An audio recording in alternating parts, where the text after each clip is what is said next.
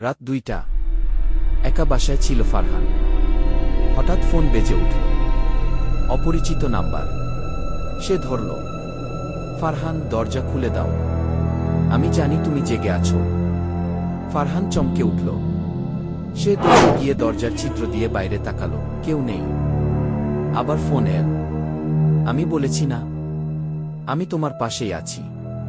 এখন ডান দিকে তাকাও। সে ঘুরে ডান দিকে তাকাতেই একটা ছায়ামূর্তি দাঁড়িয়ে, চোখ জ্বলজ্বল করছে। হঠাৎ সব আলো নিভে গেল। ফোনটা আবার বেজে উঠল শেষবারের মতো। কিন্তু এবার কেউ বলল না কিছু। শুধু নিঃশব্দে ভেসে এলো এক শব্দ।